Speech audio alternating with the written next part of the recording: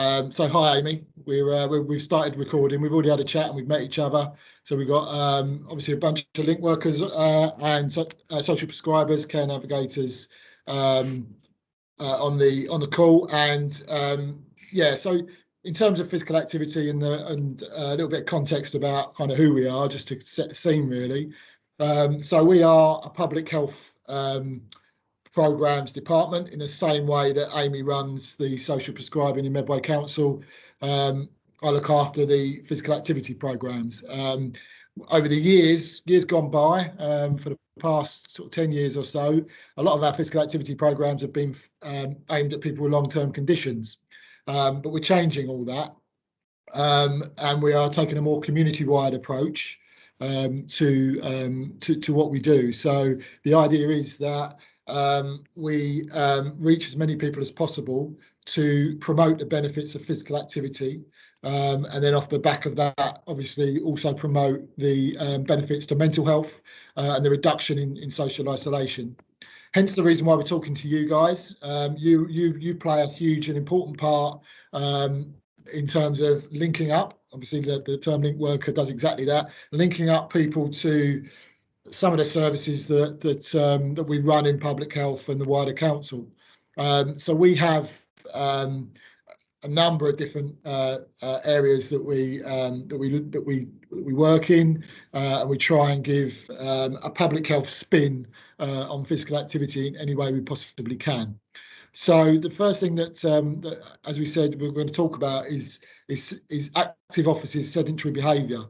Now you might think it's a bit of a funny subject, but when you've heard what Mark's got to say in the presentation, you'll see the relevance of it to not only to yourselves in your own working environments, whether that's at home or in an office, but also to your clients in terms of how much time they spend seated. And the health benefits of reducing that sedentary time. So I'm not going to steal Mark's thunder too much. I'll let him go into his presentation and shock you. Now, the content, the first part of the content is some pretty kind of bad news in there. So it's not all depressing. When we get to the end of it, we'll cheer you up. But just wanted to kind of give you that caveat at the start. But I'm going to hand over to Mark. Mark will share his screen.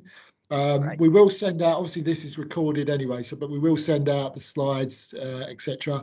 And any of these presentations that you see today are available for us to provide to further organisations when you go off and into your own world and do your own stuff. If you want us to come along and talk about this stuff, we're happy to do so. So I'll hand over to Mark. Mark, you want to share your screen and start the sedentary behaviour slides? Brilliant. Thanks, Chris. 1 second.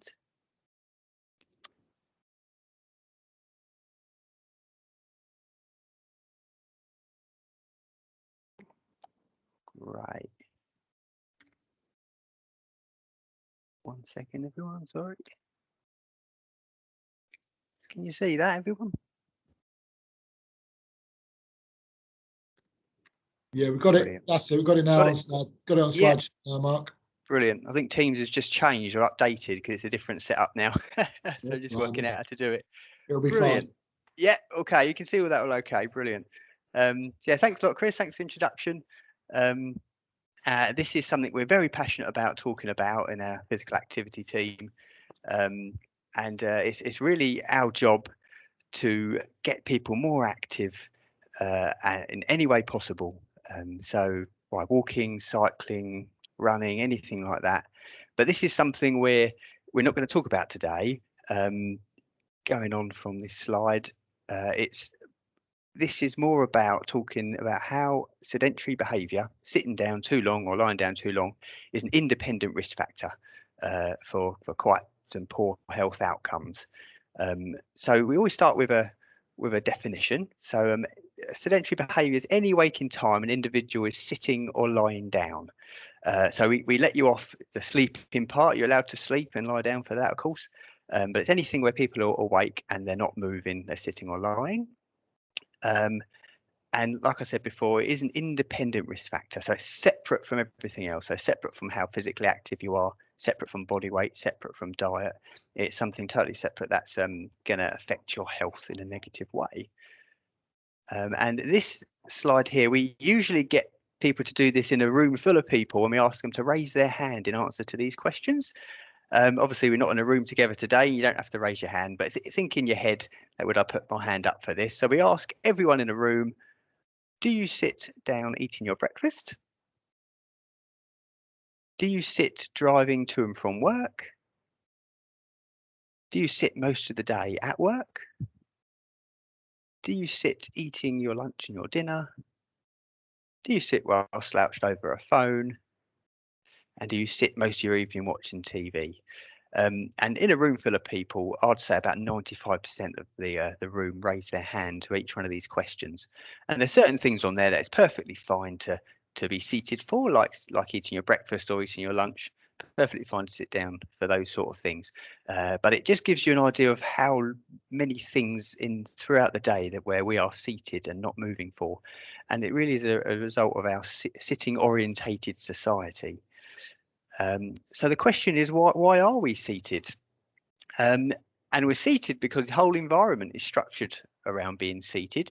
If you think of everywhere that we enjoy going, all the things that have just opened up, restaurants, offices, theatres, cinemas, attending these places, getting there on public transport, trains, buses, our education, our work in schools and things like that. Everything is based around being seated.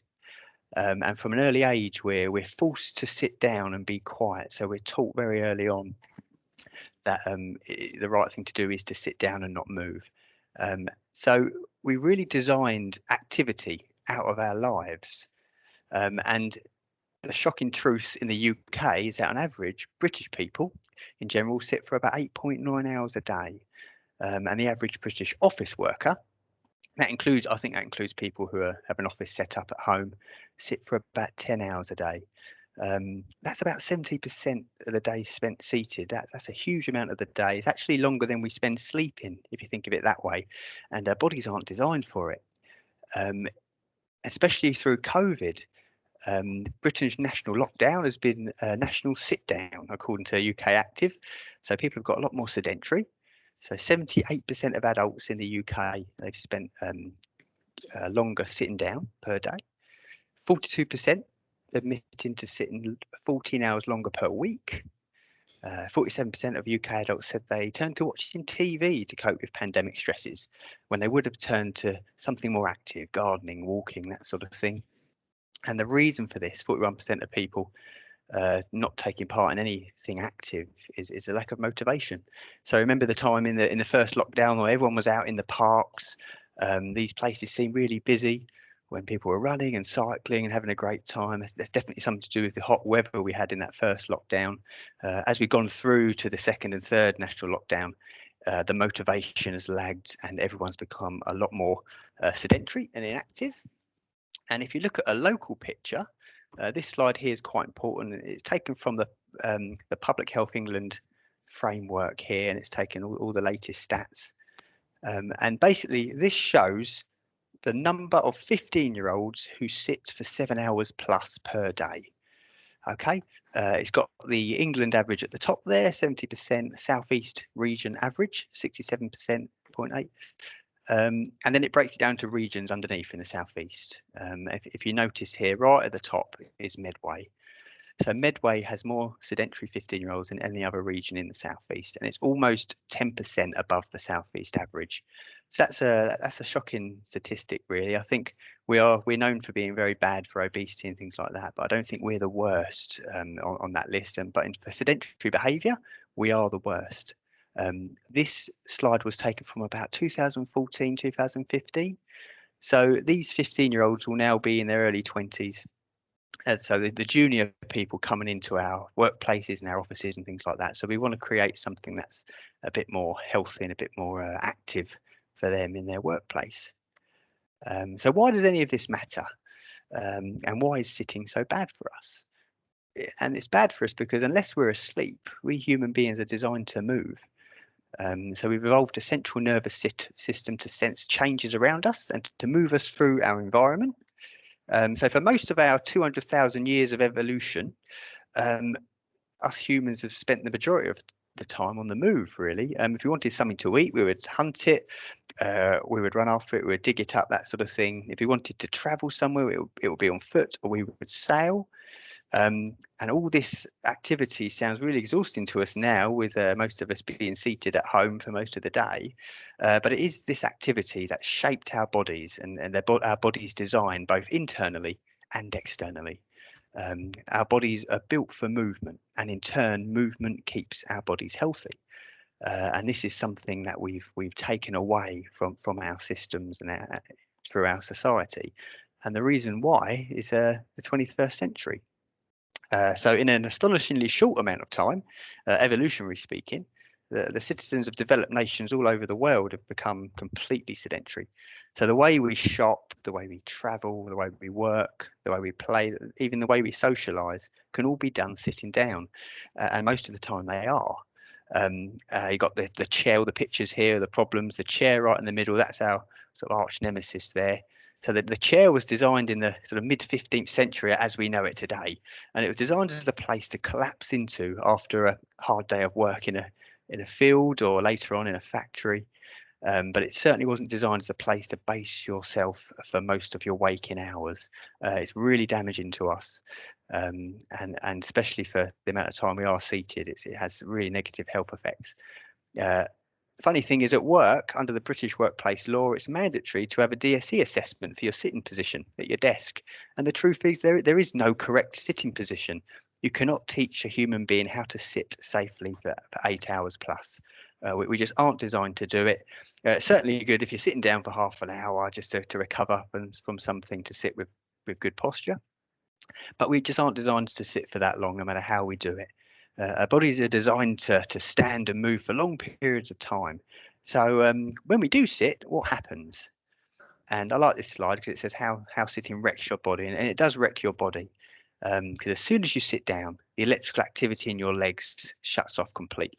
So these huge muscles that are designed to push things and run and climb and jump all day, every day for most of your life, just completely shut off. Your calorie burning drops to 1 per minute, and the enzymes that help you break down your fat in your bloodstream, they drop by 90%. And it's been proven now that people with sitting jobs have twice the rate of cardiovascular disease as people with standing jobs. So it's a real shock. And save boring you with all the statistics, I thought we'd play a quick video here. So it's only about a few minutes long, and then I'll go through some of the UK statistics. So just let me know if you can't hear this, because as I said, I think Teams is updated overnight. So I'm just going to play it now.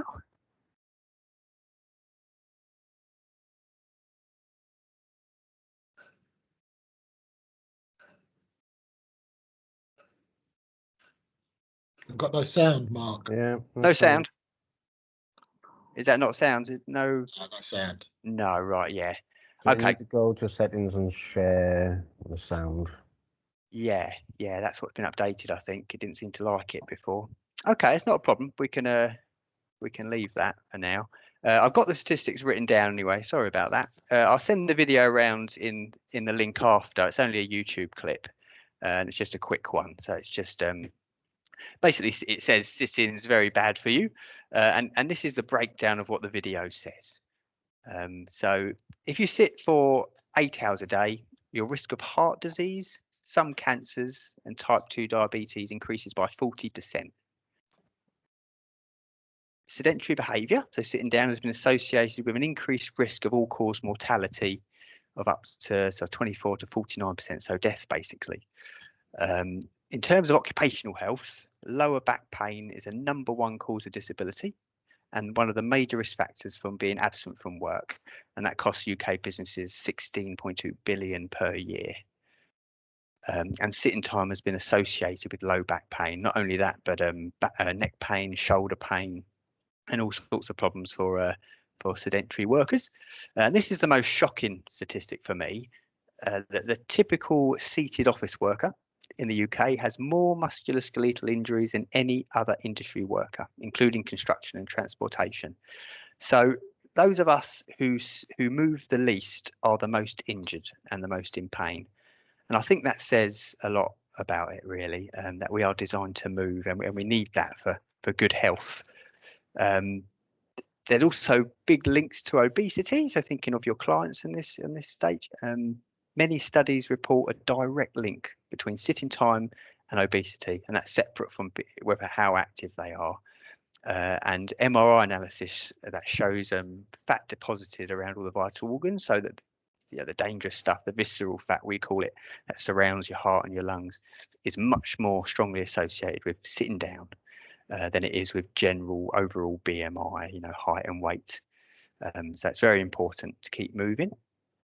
The reason why it's linked to obesity, we think, is because of something called NEAT.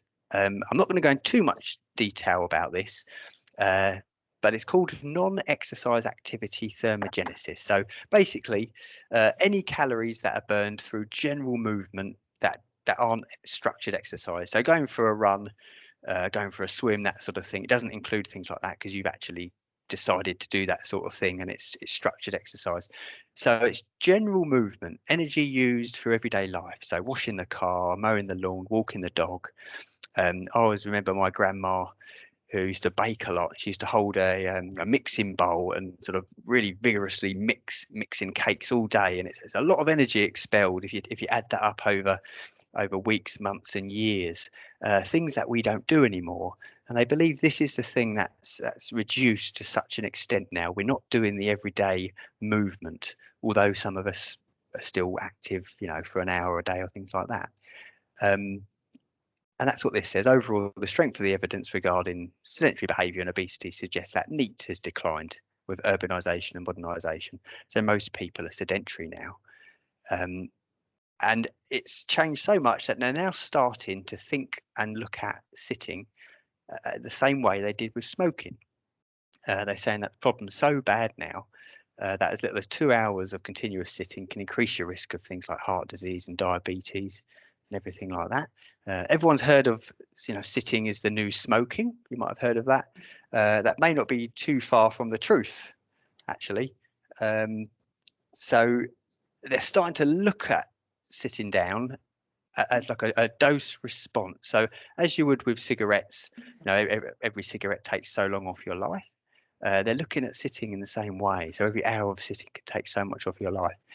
And a huge study released about 10 years ago now was produced in Australia, and it demonstrated the average loss of life due to smoking a single cigarette has been estimated at 11 minutes. So the same study, and this was published in the British Medical Journal, found that half an hour of sedentary TV viewing after the age of 25 can shorten your life to a similar degree.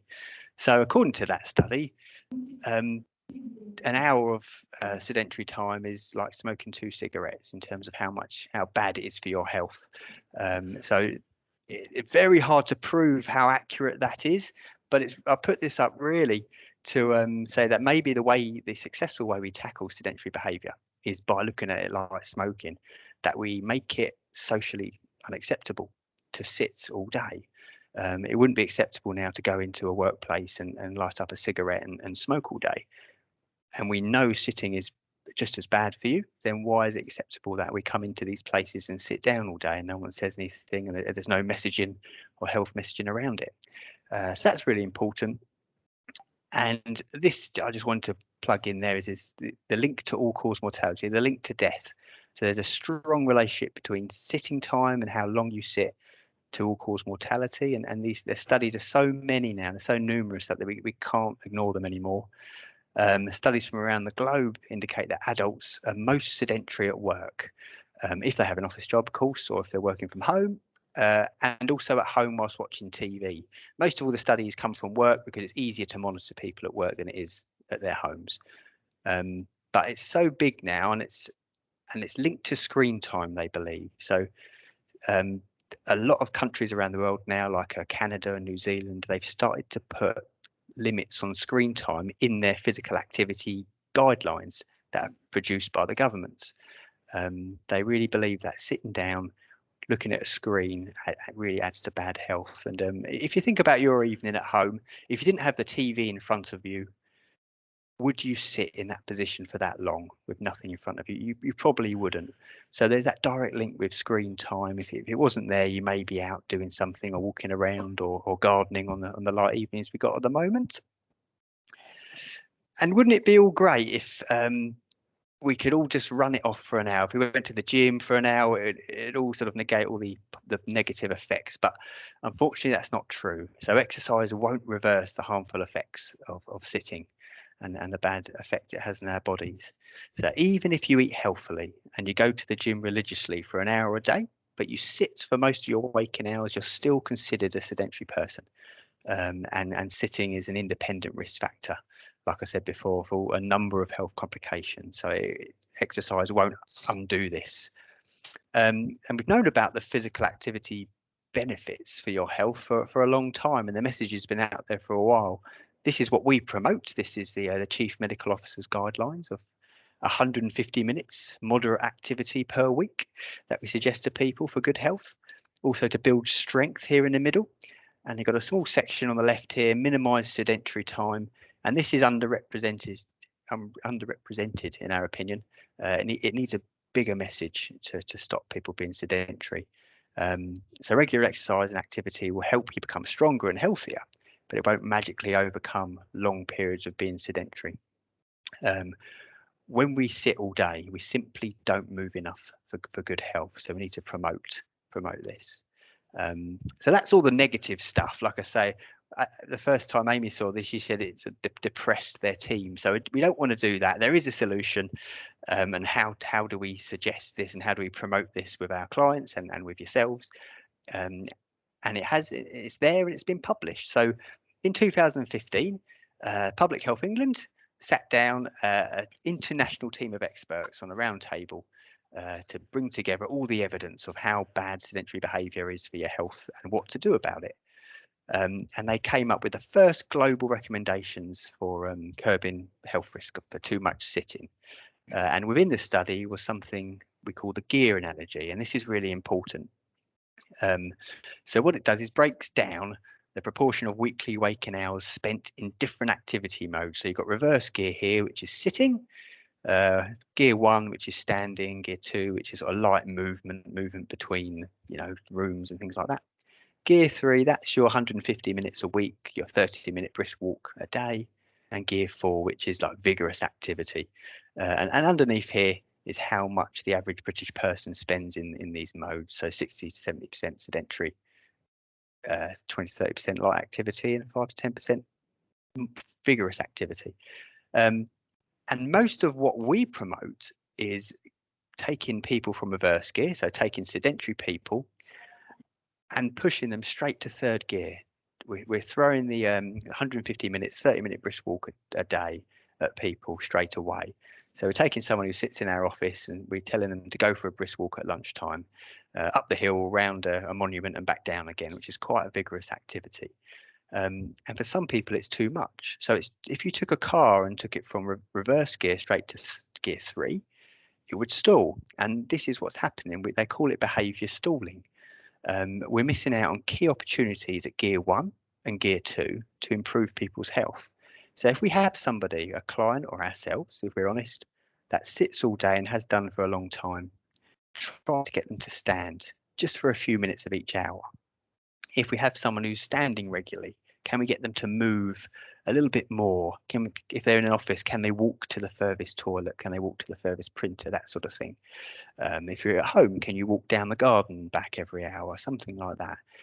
And then we move through the gears slowly.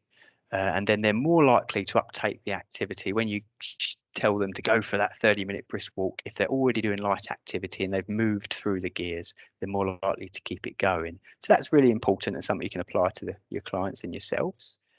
In the same study, they came up with 4 recommendations, and they're really easy to follow, and they've been proven to do really good things for your health. So number 1, progress towards at least 2 hours per day of standing and light activity during work hours, and then progress to 4. So if you're at work for 8 hours, we don't want you seated for 8 hours. You want to bring that down to half, and that's been proven to half your risk pretty much of every medical condition. Number 2, break up your seated work with standing work regularly. So don't stand for half the day and sit for half the day. It's just changing positions all the time. Avoid prolonged static sitting and static standing, like I said. So you just want to mix things up. And I think the most important one, employers should promote the reduction of long-term sitting along with other health promotion goals. So it should be a cultural thing. There should be things up, as we have no smoking signs, as we know they're bad for our health. This should be promoted, that we should be standing and moving a lot more.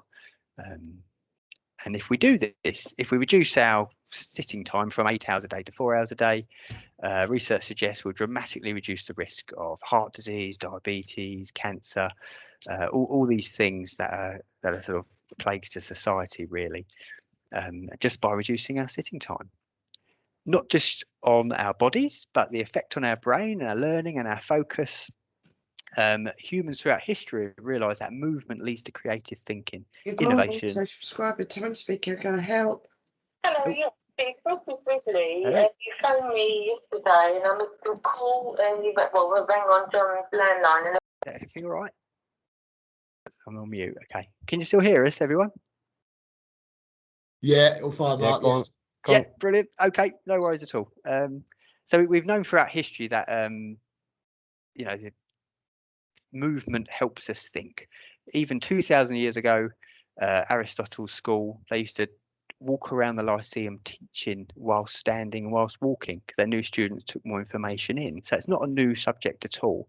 And they were right back then. So the research reveals that the very same regions in the brain, the cerebral cortex, that are responsible for movement, are the same regions that are involved in higher level thinking, problem solving, creating, designing, this sort of thing. So what we know is that humans have designed, they have to move to think. And it's been proven that exercises, even moderate movement like standing and fidgeting, helps us learn, focus and optimize the brain for learning. And it's not just about standing, like we said. So just standing all the time at home or in an office will give us some other problems. So sore feet, lower back pain, swelling in the legs sometimes, especially if you're standing with poor posture. So what we want to promote is that for yourself especially, is a workstation that encourages movement and regular changes in position throughout the day. And it is about the equipment. You know, it's great to have a standing desk or a desk riser like we have here. But it's more than that. It's about tackling a culture. It's about tackling a mindset, not just a desk position. So you have to be aware how bad this is for you and actively change that. And everything we look at for our obesity links and everything like that comes from Scandinavia. The way we run public health really is an old Scandinavian model. They seem to get it right, and they've been there before and they've tackled their problems. So we always look to them for this. And in this situation, 90% of office workers in Scandinavia have access to a sit-stand workstation. Well, in the UK, the figure's only 1%. So we should look to them for the same thing. They've obviously worked out this is better for productivity and for general health, and we need to follow suit. And there's a big study done in 2017 of office workers who used these sit-stand workstations, were more sort of moving more at work, and they said 71% felt more focused, 66% more positive, and 33% felt less stressed when compared to sitting all day. So we know this works from big studies. If this sort of thing's new to you, though, so if you're thinking of standing up and moving a bit more at work and you haven't done for a long time, we just say take it easy. Just start very slowly and gradually build up over weeks and months. And if you're starting this as a new thing, just to tell people that it's okay if they feel a bit achy in their lower back, in their legs when they start this sort of thing. That's completely normal, as you would do if you started a new activity or a new sport. You do expect a little bit of a musculoskeletal pain, as long as it's not too intense.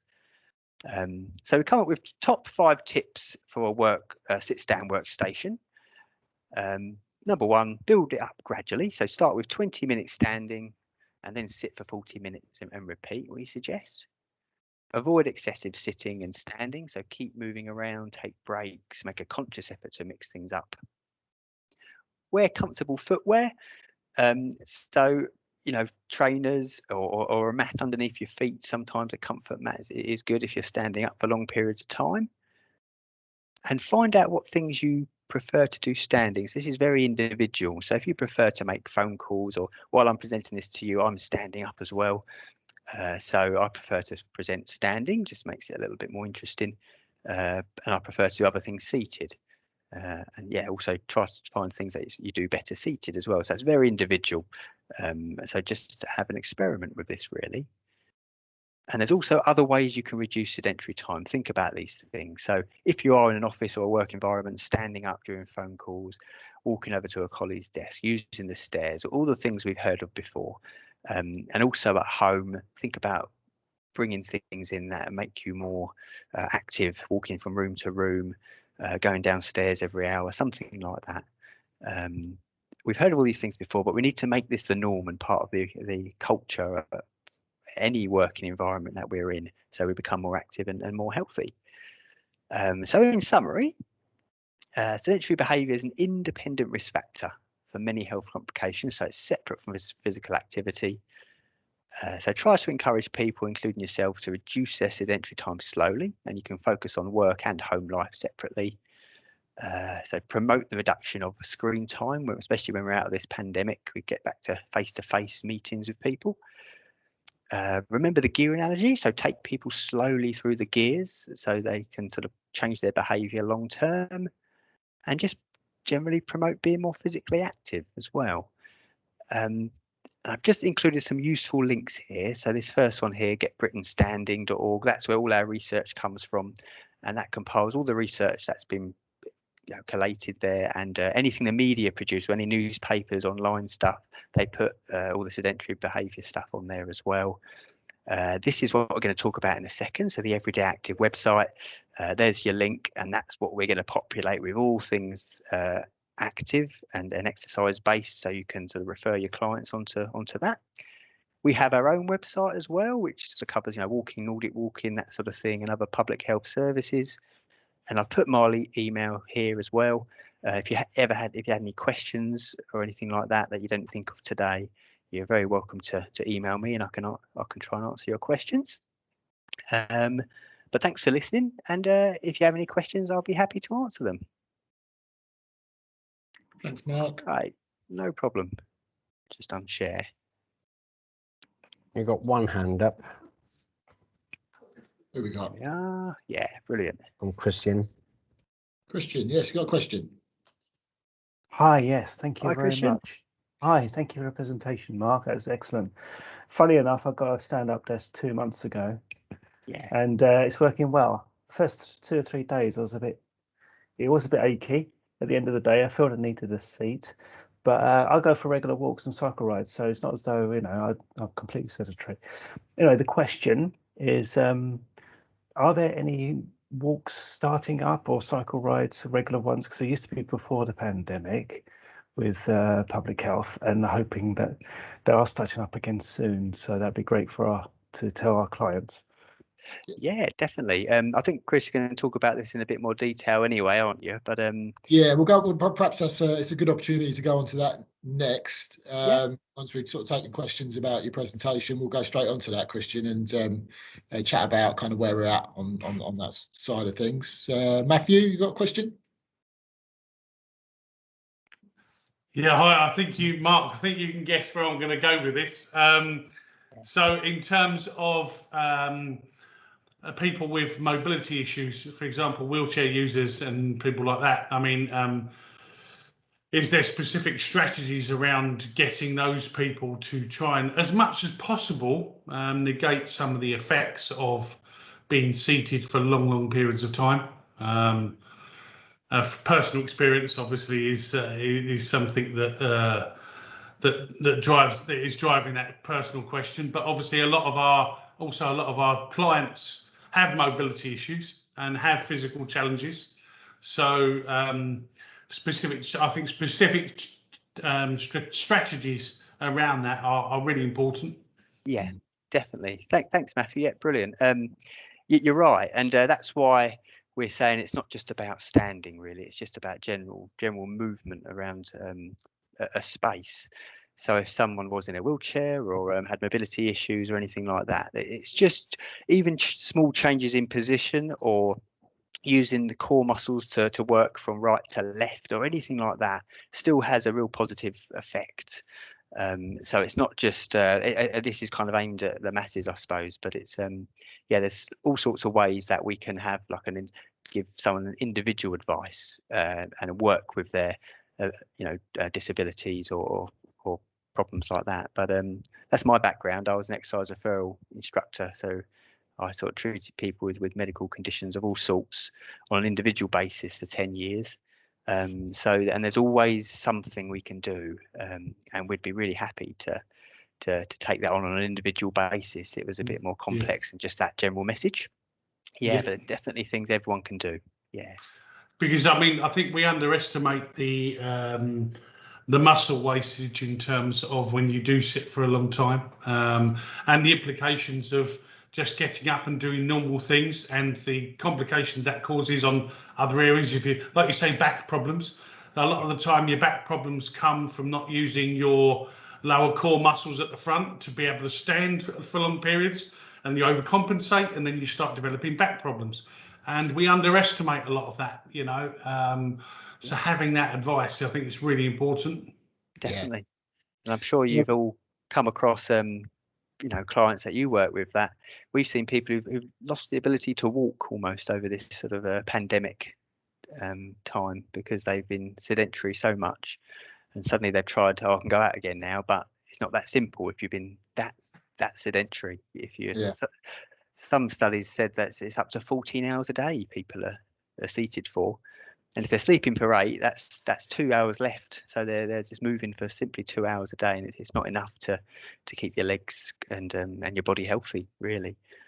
We had a conversation about this yesterday, Matthew. We had a team meeting, and we produced a booklet for an extra care scheme down in St Mary's Island called Atlas Place, and within that booklet there are various walks available to people, and we've mapped them out and kind of given them questions and walking bingo and all these different things for the residents of this extra care scheme.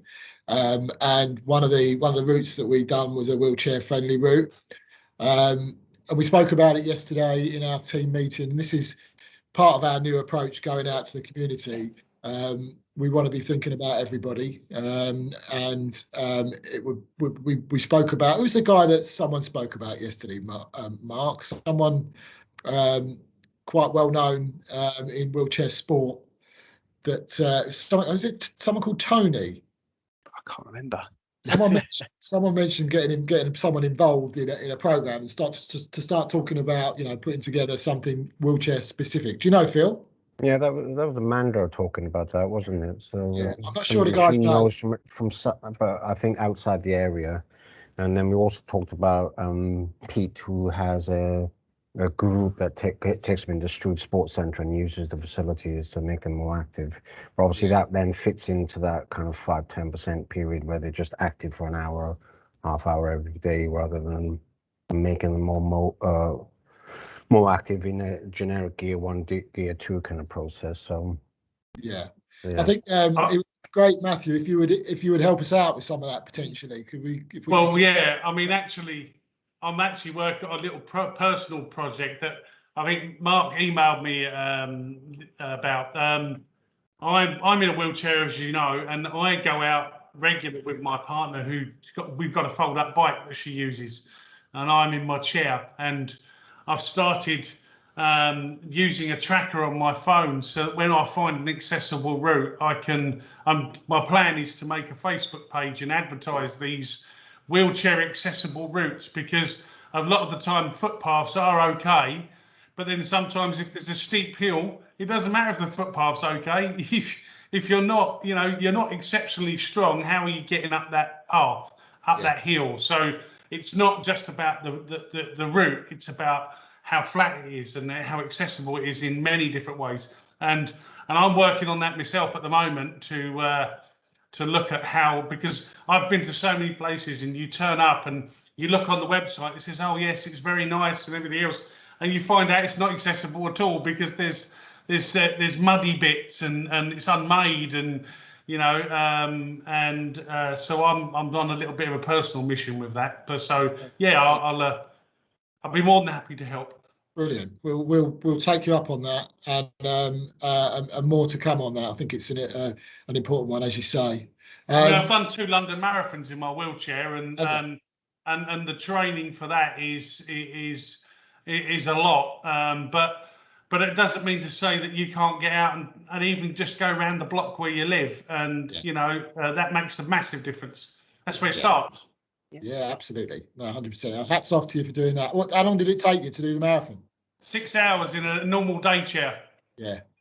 So, in fact, one of the lads that played for a football team that I was managing at the time did it in 6.5 hours, and he's got both his legs. So you can imagine the stick that I gave him. I beat him twice with my arms. So yeah. That's great. Great story. Okay, yeah. So yeah, moves us nicely on to the active travel side of things. So active travel sits in public health. For some reason, it kind of ended up with us. Active travel is really, the term itself is all about getting from A to B without getting in a car. And if you are going to get into a car, then, you know, is there a way you can use kind of park and ride schemes and this and that. So active travel is a big, wide-ranging term, and it can mean lots of different things. But in terms of what I'm going to talk about today, it's specifically about 3 programs that we run: walking groups, Nordic walking groups, and cycling groups. There's a list of each of these on our website, on the Better Medway website that Mark was talking about. So all you need to do is put in a Better Medway and walking, and it will come up with all the walking groups that we run. Obviously, these programs have been decimated by lockdown because we're talking about large groups of people meeting together. So during lockdown, we did do some self-guided walks, some trails that people could go and do as family units and stuff. And these are also on that website. So we're still kind of in that zone where we're offering that kind of one-person approach, if you like, or family approach, bubble approach to walks. We are gradually working our way back to starting some of our groups, and at any one time we would have approximately 25 to 30 walks going on all the way across Medway. So it doesn't matter where you are, there'll be a walk that's close to you. Now, Bally, you've got one down in your surgery, haven't you, or close to it? Which is brilliant, and a lovely walk. I've been on that with you, and goes out into the countryside around the back of by the motorway bridge. That's the word I'm thinking of. Nashenden Farm. Thank you. That's it. Yeah, lovely up there. Lovely place to go for a walk. So yeah, you do, and talking to people about activity and taking people through the gears, as Mark was talking about in his presentation. Walking is obviously something that people can do. We want to make it accessible. It's a brilliant way of increasing physical activity, and more importantly, almost, it's also a great way of reducing social isolation and getting communities together. So the walking program sits there as a public health program, which is really quite easy to run in terms of we only have one person that looks after it, David Palmer, the most enthusiastic person in the world, admittedly, but he does it all on his own. Runs, as I say, 25 to 30 walking groups across Medway every week. So find out about your local one and signpost your clients to it, take your clients to it, whichever way you do things. They'll be welcome with open arms. We've got some great volunteers that run, an army of volunteers that run the walks, and they are gradually coming back now. So the website is constantly updating kind of the situation that we're in at the moment, but by the end of June, we should have most of our walks up and running. But we're talking about massive groups of people. So Lordswood, for instance, we could end up with 60 to 70 people turning up for a walk, and that's a lot of people to come together. And obviously, it's under the Medway Council banner, so we have to.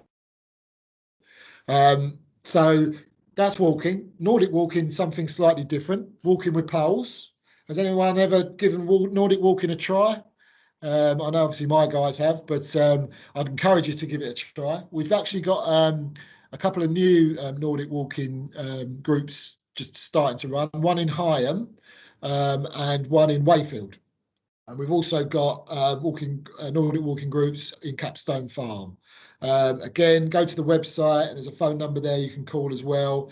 Anyone that comes through our Nordic walking system has to be trained to use the poles. There's a bit more to it than you think, but it is a real all-over body workout. So it's when you finish a Nordic walk, you really feel like you've carried out physical activity, and it's quite it can be quite demanding because the terrain can be quite hilly because it's often done outside in kind of sort of farmland and countryside. And we're hoping to run a Nordic walk in Ranscombe Farm as well in the not too distant future. So that's a growth area. Incidentally to that, we are looking at children's Nordic walking and taking that into schools and Cub Scouts groups, etc. Nordic walking, fantastic. Give it a try. If you fancy learning how to do it, having a taster session, get in touch with us. We'll email you the links, and I'll give you David Palmer's contact details, and you can get him over for a team meeting, and he'll give you a taster session or try and set up a Nordic walk or a walk in your area if you haven't got one. The cycling groups, we have a few cycling groups in Medway.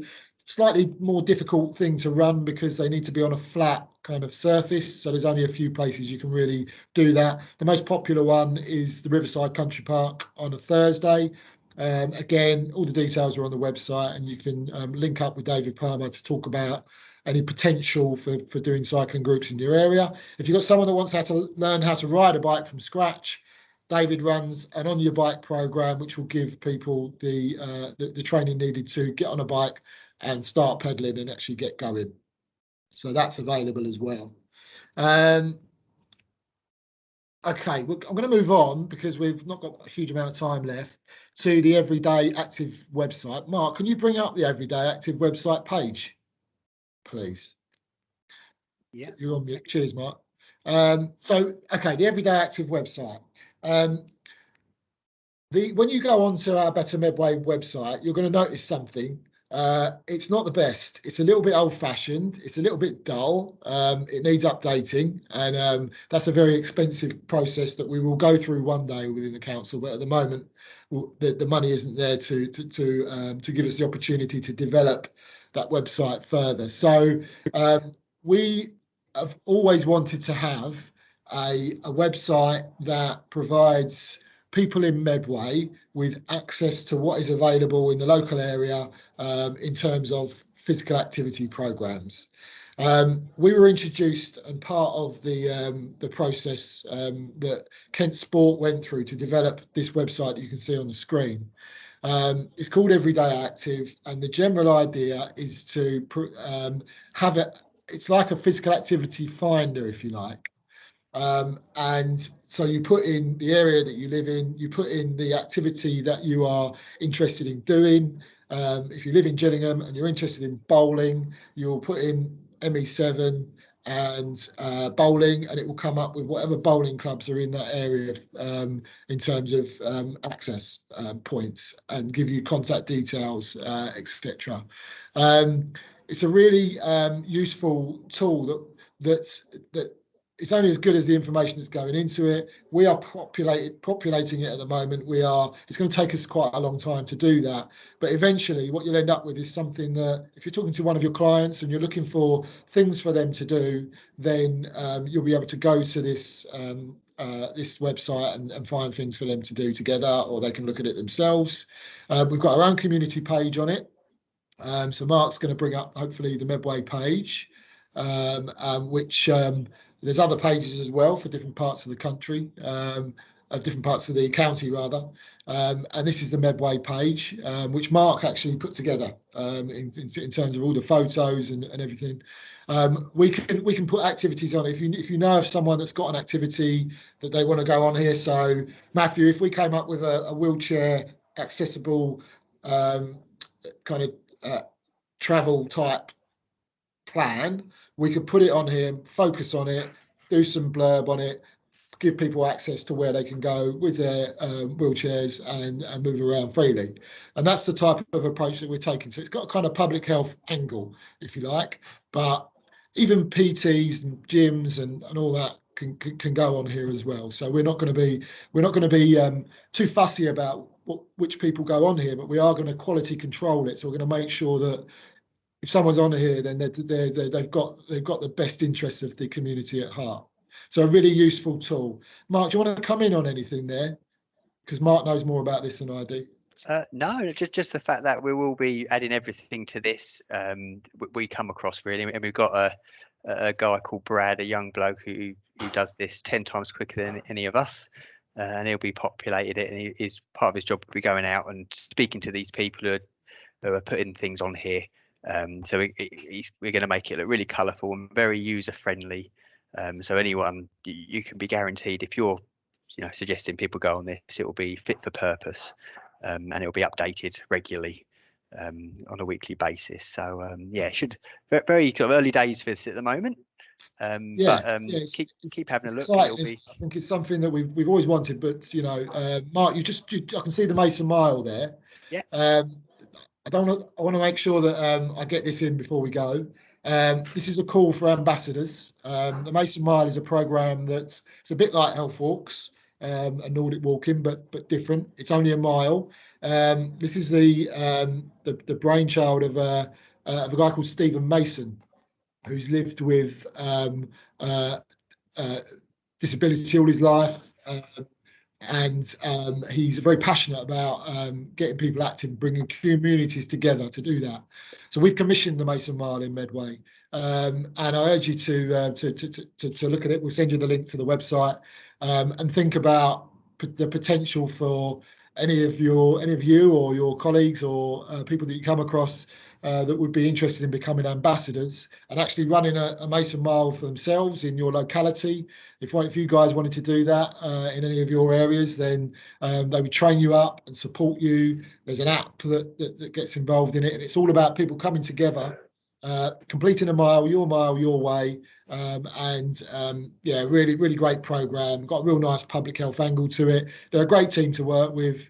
So please let me know if you're interested in the Mason Mile in any way, and we'll get them talking to you. It's aimed at families, but it's also come out of the Sport England Inequalities Funding. So we can absolutely make sure that that we get you sorted out with contacts in the Mason Mile if that's something you're interested in. Okay, that's me rambling on now. Any questions, folks? Got one from Jade. Jade, you got one for us? Yeah, I was just wondering, with the Everyday Active website, now you're talking about the groups opening up and things like that. Is there going to be a specific number on how many people can go to them, and can you book and reserve a space or something like that, just so we don't send people or refer them to it and they go and there's too many people and they can't social distance or whatever what's done to at the moment? Is it going to be open data kind of booking systems on there? Yeah, it does use open data, Jade.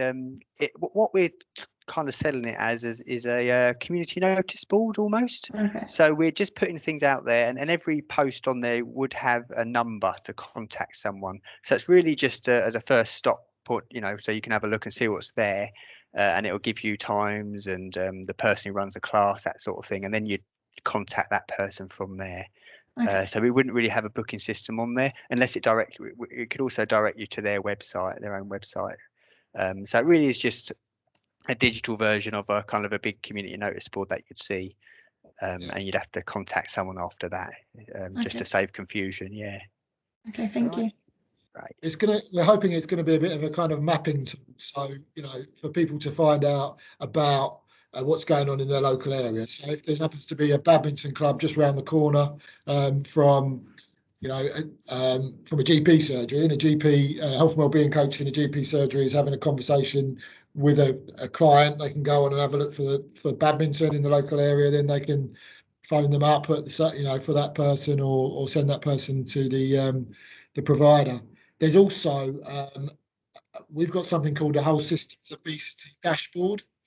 and that's another mapping tool which we're developing at the moment. Now, I'm not going to go into it today because it's quite in depth, but for another one of these bite-sized sessions, I think, Amy, you'll be watching this, so the whole Systems Obesity dashboard is well worth these guys understanding what it is and what it's all about.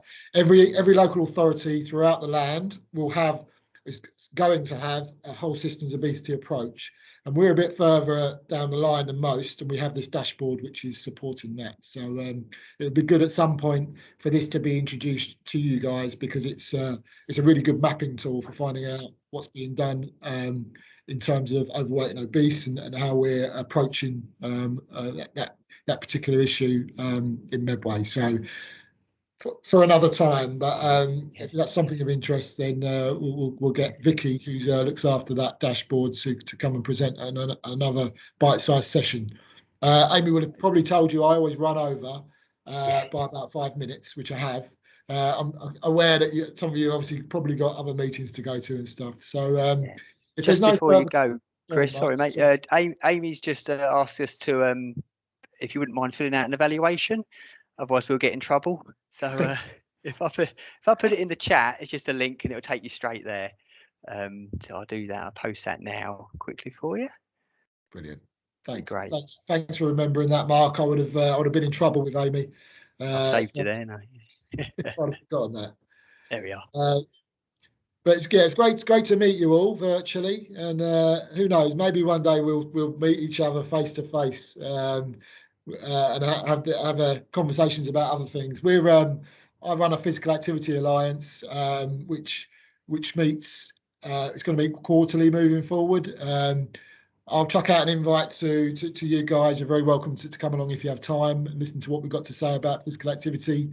It's our mission to get people moving, regardless of ability. And I know that obviously that's something that in your daily work you're going to be involved in. And please use us as a sounding board. If there's anything physical activity related you want to talk to us about, then please, ask away. We're happy to help with whatever we can. Have a great day, everyone. Really nice meeting you all, and we'll see you soon. Yeah, Mark, would you send me your phone number and we'll have a chat about what we were talking about earlier on? Yeah, definitely. Will do. I'll give you an email, Matthew. Thanks very much. See you later. Cheers. Bye-bye. Thanks, Thanks a lot. Cheers, Bye, guys. everyone. Thank you. Cheers. Thank you.